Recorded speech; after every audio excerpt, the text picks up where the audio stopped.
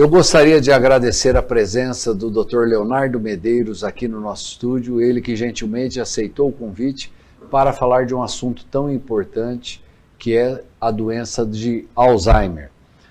Dr. Leonardo, essa doença tem se tornado cada vez mais frequente ou com diagnósticos mais precisos e nós temos discutido mais esta doença nos últimos anos.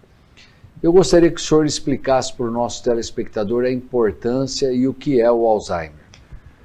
Muito obrigado de novo pelo convite, é sempre um prazer estar aqui, José, a gente bater um papo, pena que é rápido, né? Passa muito Sim. rápido, mas é bacana. Vamos lá, a doença de Alzheimer é uma doença degenerativa. O que é isso? Infelizmente, neurônios no nosso cérebro vão morrendo. A causa inicial dessa morte neuronal a gente não sabe ainda. Então, vai tendo uma morte dos neurônios, principalmente numa região que ajuda na consolidação da memória, que é o que a gente chama de hipocampo, no lobo temporal, perdão. E isso acaba levando ao quadro de esquecimento, que é a característica da doença. Então, de novo, é uma doença degenerativa que vai levando a esse quadro de esquecimento e outros comemorativos também. Nas últimas décadas, tem se estudado muito e tem se tido muito avanço, até mesmo nos cuidados e tratamento do paciente com Alzheimer. O que realmente tem de novidade nesse campo? Então, como é a doença neurológica degenerativa mais prevalente no ser humano, é disparado a principal doença que a gente tem. E tem vários estudos, e nos últimos anos, principalmente de uns 3, 4 anos para cá, houve alguns avanços, alguns estudos interessantes até. Infelizmente, a gente não teve uma resposta muito boa com as novas medicações, mas já tem alguns estudos, e isso é bacana, porque a gente ficou muito tempo sem ter nenhum remédio lançado para a doença de Alzheimer. Então, o último, se eu não me engano, liberado pela FDA foi a memantina em 2003, e agora o FDA tinha liberado uma nova medicação que voltaram um pouquinho atrás para retornar os estudos. Mas isso é bacana, porque está tendo novos medicamentos surgindo com uma tecnologia diferente para uma proteína da fisiopatologia, né, que é responsável pela doença de Alzheimer. Então, quem sabe nos próximos anos apareça algo melhor, alguma coisa diferente. O fato de o indivíduo estar morrendo mais tardiamente, ou seja, a longevidade de cada um tem sido maior, traz quadros demenciais mais frequentes nessa idade. E antigamente falava que isso daí era da velhice mesmo, não tinha diagnósticos precisos. Hoje existe algum exame que com exatidão você fala, olha, isso daqui é um Alzheimer? Boa pergunta, Zé. Primeiro, o seu comentário é super interessante, porque nós estamos pagando por envelhecer mais. Então, um principal fator de risco para ter doença de Alzheimer é o envelhecimento. Até tem um professor que fala que todo mundo vai ter Alzheimer, só dá tempo ao tempo. Então, por exemplo, Niemeyer, ele morreu com 105 anos, mas se desse 130 anos para ele poderia ter Alzheimer lá. Então, assim, infelizmente, nós estamos pagando por envelhecer. Senilidade, o que seria? Acima dos 65 anos. Então, a gente considera as demências acima dos 65 anos, seria as demências senis. Dentro dessas demências senis, a principal disparada é a doença de Alzheimer. Tá? Tanto acima dos 65 anos quanto abaixo dos 65 anos também. Então a doença de Alzheimer é mais prevalente. Para se ter uma ideia, em 85% dos casos, o Alzheimer está envolvido. Ou ele sozinho, ou ele junto com o quadro que a gente chama de demência vascular, que é uma demência mista. Então, assim, a principal demência disparada no nosso meio é a demência de Alzheimer. Tem outras mais raras, por exemplo, a demência frontotemporal, que está em voga agora por causa do ator americano, Bruce Willis, que ele teve agora um quadro de uma afasia, que dificuldade na fala. Se vê os últimos filmes dele, ele quase não fala devido a essa dificuldade, mas é muito mais raro. E outros tipos de demência também mais raro. A mais prevalente, disparada no nosso meio, é a doença de Alzheimer. Desculpa, você comentou da senilidade. Claro, a nossa memória, a nossa capacidade cognitiva, ela vai diminuindo conforme a idade. Mas a doença acelera. Assim, é normal a gente ter uma menor capacidade cognitiva, isso é normal. Mas que essa capacidade cognitiva não atrapalhe nas nossas atividades funcionais. Claro, quando eu estudava com 18 anos, eu conseguia armazenar muito mais do que agora. É normal, até por outras responsabilidades. Mas o que não pode é essa deficiência, esse problema, atrapalhar as atividades funcionais. Que é o quê? O trabalhar, o pagar contas, tomar os remédios, que é essa característica da demência. Então, a perda cognitiva junto com a perda da funcionalidade. Tá? É isso que a gente chega no quadro de demência. E sua última pergunta, você falou, tem exames? O que comprova realmente a doença de Alzheimer é a necrópsia, a autópsia, né? Depois que a pessoa falece, faz o estudo do cérebro. Mas hoje tem alguns exames que sugerem sim. Por exemplo, o exame do líquor, que nós vamos ver uma assinatura da doença de Alzheimer, que é proteína tal e a beta-amiloide. Tem um outro exame que é o PET-FDG, que é um PET com fluido, esqueci o nome correto, é FDG. Tem um outro que é um composto que ele marca a beta-amiloide, que é uma das proteínas da fisiopatologia da doença de Alzheimer. Então, assim, tem alguns exames. O problema é o acesso a eles. O SUS não cobre. Esse último, que é o PET com o composto de Pittsburgh, por exemplo, que marca a beta-amiloide, no Brasil ainda tem poucos lugares que fazem, e são caros, e também a saúde suplementar também acaba não pagando. Então ainda hoje o diagnóstico principal é feito através da anamnese. Certo. Mas um exame tipo ressonância magnética, você não vai ver lá uma imagem e vai falar, isso daqui é Alzheimer? Boa. Muitos pacientes fazem essa pergunta, eu fiz a ressonância, está falando que é Alzheimer? Não, a ressonância ajuda muito mais para a gente descartar causas reversíveis. Que o nosso objetivo, quando a gente está diante de um paciente com esquecimento, com alteração cognitiva, é tentar causas reversíveis. Então, por exemplo, um hipotireoidismo grave pode levar um paciente a um quadro de esquecimento. Um paciente com uma depressão grave também leva o paciente com quadro de esquecimento. Então, nosso objetivo é esse, porque infelizmente ainda hoje a doença de Alzheimer não tem cura. Então, o objetivo da ressonância é isso. Claro, tem algumas alterações na ressonância que acabam sugerindo. Então, uma atrofia de hipocampo que não é compatível com a idade, aí a gente fala, provavelmente, junto com a clínica, mais o exame de imagem, acaba ajudando no diagnóstico. Eu, durante alguma entrevista, eu conversando aqui com um neurologista, e ele falou que existem algumas coisas que você pode fazer para prevenir o aparecimento precoce do Alzheimer. Por exemplo, eu sou destro. A hora de amassar lá um papel, eu sempre amasso com a esquerda e jogo com a esquerda. Eu estaria facilitando ou prevenindo isso daí. Pessoas que leem mais, que têm atividades que usam muito mais a memória, também seria uma maneira de prevenir. Mas a gente vê o Alzheimer em pessoas assim, que muitas vezes são astrônomos, matemáticos, e que também tiveram Alzheimer, que trabalharam muito essa parte. Realmente isso é verdadeiro? Esse tipo de prevenção vale a pena? Legal. Eu até tive um professor inteligentíssimo em Marília, dermatologista, não sei se você conheceu, que teve Alzheimer no final da vida dele. E era um cara inteligentíssimo. Mas, concordo, esses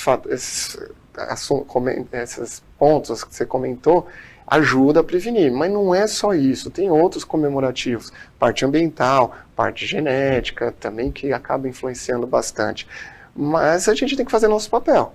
E um dos pontos é esse que você comentou. Um dos fatores de proteção é estudar.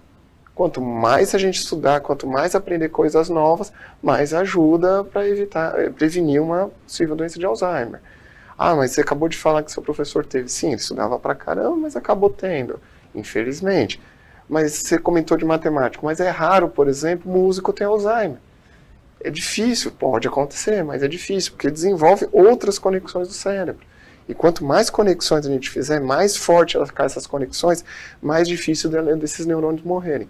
Então, de novo, estudar, aprender uma segunda língua, diminui a chance de 50% de ter Alzheimer. que você comentou de usar a mão esquerda, eu sou destro, mas uso a mão esquerda para algumas atividades, isso é legal, diminui também, eu já estou aumentando a conectividade neuronal contralateral. Então, escovar os dentes com a mão esquerda, pentear o cabelo, escrever, uma das atividades mais difíceis que a gente tem é escrever. Treinar com a mão esquerda. São coisas bobas que ajudam muito. O idoso, ou mesmo qualquer pessoa, é aprender a pintura, ou mesmo a música, que nem eu acabei de falar. A música é muito interessante. Ela desenvolve várias regiões, né, do cérebro que acabam dificultando também o aparecimento da doença de Alzheimer. Então, de novo, uma das dicas importantes, quanto mais estudar, melhor. Certo. O paciente que tem uma depressão, hoje a gente vê o idoso com depressão e são quadros até que não tem a mesma característica de um jovem. Um jovem muitas vezes deprime, não quer sair do quarto. O idoso às vezes fica ranzinza, fica bravo, chato. E o idoso que tem geralmente depressão, ele tem uma maior tendência a desenvolver o Alzheimer? Infelizmente, sim. Tem vários trabalhos já mostrando que a depressão é um fator de risco, tá? Principalmente no idoso. E o deprimido também ele acaba tendo um isolamento social. E um dos fatores de proteção para a gente, para a doença de Alzheimer, é a comunicação. É as pessoas se comunicarem, conversar. Então, a própria depressão que leva ao isolamento acaba também aumentando o risco. Na pandemia nós vimos muito isso, que o paciente estava vindo bem, estava tendo as atividades do dia a dia, ia fazer ginástica, conversar com outras pessoas, aí teve a pandemia que isolou todo mundo. Quando você vê o paciente depois, você fala, nossa, não é o mesmo paciente. Então, piorou a parte cognitiva, o quadro depressivo. Então, esse isolamento social é muito ruim e realmente aumenta risco, infelizmente, para a doença de Alzheimer. Você falou a sua fala foi muito feliz e bastante adequada. Eu tenho meu pai com Alzheimer e ele vinha muito bem, realizava várias atividades. E pós-pandemia, a gente percebe a diferença, foi assim, assustadora. Ele saía de casa antes da pandemia, ia em festas, almoço, jantar, todo final de semana estava comigo. E depois disso ele deu uma encolhida mesmo, não quer mais sair de casa, você percebe que a doença deu uma avançada. O fato dele ter se isolado, e nós deixamos eles bastante isolados, isso realmente foi um grande diferencial. Tinha alguns pacientes que o familiar, filho, perguntava, eu deixo meu pai sair? Eu falei, é o seguinte, pegar o Covid, eu não sei o que vai acontecer com ele. Tá? Muitos idosos que nós vimos na pandemia não tiveram casos tão graves, né, de Covid, principalmente depois da vacinação. Mas eu sei o que vai acontecer se ele ficar isolado, o que aconteceu com seu pai, com vários outros. Então não é um paciente, são vários idosos que pioraram muito pós-pandemia. E mesmo depois que começaram a sair, não são a mesma pessoa, machucou aquilo ali. E infelizmente o isolamento social aumenta o risco de Alzheimer. Estava lendo um trabalho agora mostrando que, por exemplo, o idoso que fica 3 horas e meia por dia na frente da televisão, aumenta o risco de ter Alzheimer. E o pior, muitos idosos gostam de assistir coisas ruins.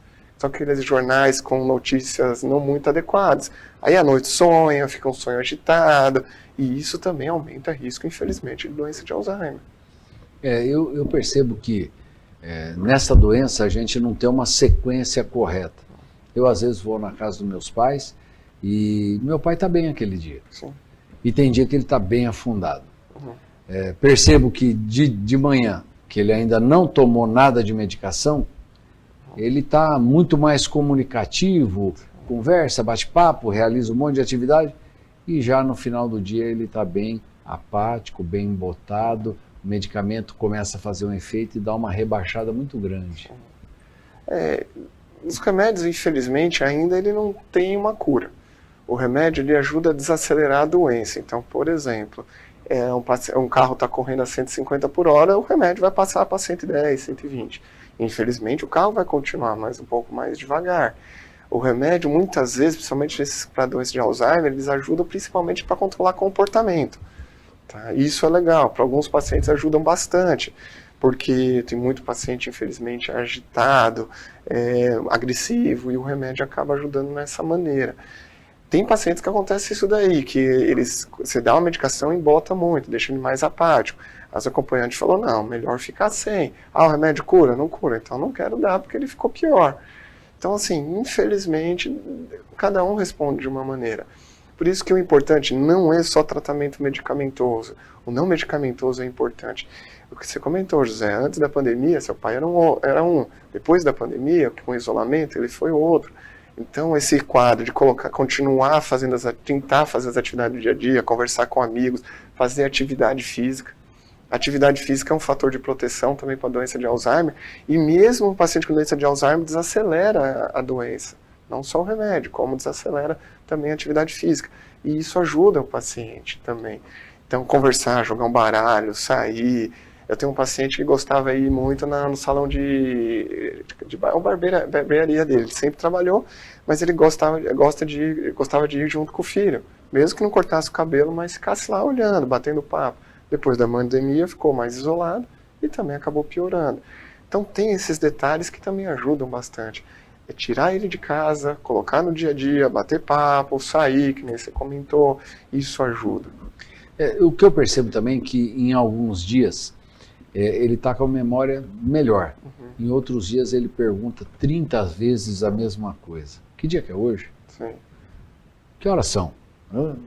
Então, muitas vezes, a pessoa que está junto, que é minha mãe, que segura lá o rojão, ela fala, vai lá na folhinha e olha que dia que é hoje. Bom. Eu vou parar de falar para você, você já perguntou muito hoje. Aí ele vai lá, olha, que dia que é hoje? Vai lá e olha na folhinha que dia que é hoje. Né? Então, que horas são? Vai ver no relógio. Mas tem dia que ele passa bem, não pergunta tanto, não está tão assim, repetitivo. Sim. Tem um filme muito interessante, não sei se você já assistiu, que chama Meu Pai, que é com Anthony Hopkins. Ele, acho que foi de 2020, 2021, inclusive ele ganhou o Oscar de melhor ator. E mostra exatamente isso daí. E o interessante do filme é que mostra a visão do paciente. Então, até para a gente criar um pouquinho mais de empatia. Eu mesmo, como neurologista, que mexo bastante com Alzheimer, eu não tinha a visão que o filme mostrou. Então é interessante para a gente ver. E acontece isso mesmo. Porque a rotina, o dia a dia é armazenada em outras áreas do cérebro que não estão tão prejudicadas no começo da doença de Alzheimer, nem na fase moderada. O problema é a fase moderada para avançada, que também acaba afetando. Então essas rotinas acaba ajudando no paciente com Alzheimer. Então por isso que às vezes um dia ele está melhor, outro dia está pior. O mesmo dormir à noite, às vezes um sono mais adequado, ele no outro dia está descansado, ele está um pouco melhor. Então tem algumas influências também que acabam afetando o paciente com doença de Alzheimer. E que coisa interessante, a memória recente dele é muito ruim, mas quando você senta para falar de quando ele trabalhava 40 anos atrás, ele lembra detalhes, nomes e coisas. Então essa é a última que o Alzheimer vai apagando, essa memória pregressa, lá atrás mesmo, ele realmente demora muito para atingir. Eu gosto muito de filme. Vou dar dica de outro, que não é para criança, acho que aquele filme é para adulto, chamado Divertidamente, não sei se você lembra. Não. Muito bonito o filme da Disney, mas de novo, não é para criança, é para adulto. Lá ele mostra algumas coisas, como é feita a nossa memória, como é armazenada, como é consolidada. Na doença de Alzheimer, o principal acometimento é a consolidação. O que é isso? Eu pegar a memória de curto prazo, que é o que a gente está fazendo agora, e consolidar ela para longo prazo. Aí essa memória consolidada ela é armazenada em outras áreas do cérebro. Então o problema ocorre principalmente o quê? Nessa consolidação. Então as coisas novas ele não consegue consolidar. As coisas antigas já estão armazenadas em outro lugar, que não começou ainda o processo degenerativo. Então por isso ele não consegue lembrar o que comeu agora, mas lembra exatamente o que aconteceu há 40 anos atrás, como você disse, porque é outras áreas armazenadas. No filme ele mostra lá que a criança, na hora que ela vai dormir, que é onde que a gente consolida a memória durante o sono, vem a bolinha no tubo, aí entra num lugar que vai para um monte distante. Essas distantes são as memórias de longo prazo, que na doença de Alzheimer é comprometida depois. O problema é estar naquela memória de curto prazo, que é a bolinha que chega. Então o tubo ali está entupido, acontece alguma coisa. Então o filme é bacana, esse daí, porque dá para entender um pouquinho também da nossa mente. Legal. E o que é interessante também, ser um tratamento multidisciplinar. Sim. E tratar também a pessoa que está junto com o portador de Alzheimer. Eu vejo que a minha mãe ficou muito mais ansiosa, muito mais agitada depois dessa doença do meu pai. Tem dia que ela realmente está estressada mesmo. Fala, filho, pelo amor de Deus, passa aqui, tira o pai um pouco de casa que eu estou ficando louca. Então, realmente, a família como um todo é afetada, né? Muitas vezes a gente não trata o paciente, acaba tratando o cuidador. E costuma ser o mais próximo, no caso, sua mãe, ou às vezes quando não tem a esposa, um filho mais próximo, sempre, pode ter 10 filhos, vai sobrar para um. Então a gente acaba cuidando mais do cuidador do que do próprio paciente. Ou muitas vezes eu chego para o cuidador e falo, qual que é o principal sintoma que está te incomodando? Então, por exemplo, agressividade. Então nós vamos tratar isso daí. Ah, não, ele está dormindo demais, vamos tentar deixar ele um pouquinho mais acordado. Ah, ele não está comendo. Então, assim, são os sintomas que a gente vai mexer baseado na queixa do cuidador. E muitas vezes a gente tem que tratar o cuidador. E as associações são interessantes. Então, por exemplo, a sua mãe ter experiência com outras esposas de paciente com Alzheimer ou de outros familiares que cuidam também com Alzheimer. Porque às vezes a experiência dessa pessoa vai ser útil para sua mãe, assim vice-versa. Às vezes, por exemplo, chega um paciente que chega um certo momento que ele começa a falar, eu quero ver minha mãe. Só que ele tem 80 anos, a mãe faleceu há 40 anos atrás. E aí, o que eu falo? Falo que sua mãe morreu? Eu falo que a mãe dele morreu? Aí eu falo que morreu. Fala, como minha mãe morreu e eu não lembro? Como eu não fui convidado? Como não me falaram? E aquilo deixa ele angustiado. Aí vai ser 2, 3 dias que vai ser terrível. Aí ele melhora, daqui a pouco, quero ver minha mãe. Então, e aí, como que eu ajo dessa maneira? Muitas vezes eu falo, dá uma mentirinha. Fala que foi pro Japão, foi passear, tá trabalhando. Porque ele vai esquecer depois, infelizmente. Então, mas isso é a experiência de um passando para o outro. Às vezes não é só um médico, o médico tem a agenda lotada, não vai conseguir esclarecer, mas as associações ajudam. Por isso o tratamento multidisciplinar. É importantíssimo a família estar sendo tratada junto também. Principalmente porque quem trata tem que ter saúde para cuidar dessa pessoa. E se adoecer, fica tudo pior, né? Sim, infelizmente. Como eu disse, alguns dias vai bem, e outros parece que piora muito. E é óbvio que essa medicação tem que ser sempre revista, como você falou, não está se alimentando direito, essa medicação vai ter que ser mudada, não está dormindo direito essa, está agitado essa, tem que cada um ir levando, é único o tratamento, não dá uma receita de bolo para todo mundo. Eu vejo lá meu pai come muito bem, dorme muito bem, mas eu percebo que ao passar do dia, ele vai ficando embotado, vai apagando. Que é uma das características, até pode ser de medicação. E depende de cada paciente também, como você disse. Eu tenho um paciente que tem uma apatia desde o começo. Não falava nada, ele se isolou, não abria a boca. E foi evoluindo muito rápido. Tem outros que são muito agitados, então depende de cada paciente. Não é uma receita de bolo, cada um a gente vai ver de uma maneira. Vai tratando de uma maneira. Olha, eu acredito que nós falamos aí de uma maneira bastante clara, mas uma última pergunta que eu gostaria que você me elucidasse, e acho que também o nosso telespectador. Esse tal canabidiol resolve ou ajuda em alguns casos do Alzheimer? Vamos lá. É boa pergunta, porque o canabidiol virou, entre aspas, moda, né? Que tem várias doenças. Tem doenças específicas com a indicação absoluta do canabidiol. Na doença de Alzheimer, principalmente, a gente vai usar para comportamento. Então, paciente é muito agressivo ou que não dorme, ele ajuda bastante. Para diminuir a evolução da doença, não temos nenhum trabalho mostrando isso. Infelizmente, ainda não tem trabalho mostrando que ele diminui, regride a doença, reverte. Não tem. O que a gente usa principalmente é para quando o paciente tem uma agitação que não respondeu a outras medicações. Aí ele acaba ajudando bem. Certo. Bom, eu acredito que o nosso telespectador ainda tenha ficado aí com algumas dúvidas, e se assim o foi, quero encaminhar aqui para a TV Prevê, tenho certeza que o doutor terá o maior prazer em respondê-las. Mas antes de encerrar, eu gostaria que o senhor deixasse uma mensagem para o nosso telespectador acerca desse assunto tão importante que é a doença de Alzheimer. Sim. Melhor do que tratar é sempre prevenir. Então, prevenção. Estudar. Quanto mais, melhor. Isso é importante. Ler. Hoje tem acessos na internet a vários temas, a vários textos, livros, então isso é importante. Cursos, tem cursos gratuitos, um monte, inclusive que o governo dá também. Então, palavra cruzada. quanto mais melhor, trabalhar a cabeça. E não só estudar, claro, aprender instrumento, desenhar, pinturas, tudo isso Segunda vale muito a língua, pena. como o senhor falou. Segunda língua. Atividade física em qualquer faixa etária diminui a chance de ter Alzheimer, então atividade física é de suma importância. E controlar os fatores de risco cardiovascular, pressão, colesterol, diabetes, isso é de suma importância. Fazendo isso, a gente consegue diminuir a chance de ter Alzheimer. Claro, não vai prevenir totalmente, mas assim, diminui a chance de ter Alzheimer. Eu acho que é o nosso papel tentar correr atrás e orientar nossos pacientes e até os acompanhantes, que muitos chegam perguntando, meu pai tem, como que eu faço para prevenir? E é isso daí. E até mesmo, se você um dia tiver, fez toda essa prevenção, vai vir de uma maneira mais leve e numa fase mais tardia. Sim. Se você não tivesse feito, com certeza, precocemente você teria os sintomas e numa idade, às vezes, muito menor, você já teria desenvolvido uma doença mais severa. Com certeza. Por isso que deve prevenir sempre. Sim. Mais uma vez, um muito obrigado ao Leonardo, muito obrigado a você, nosso telespectador, e fica aqui o convite para que na semana que vem estejamos juntos aqui para mais um Prevê Saúde. Tchau!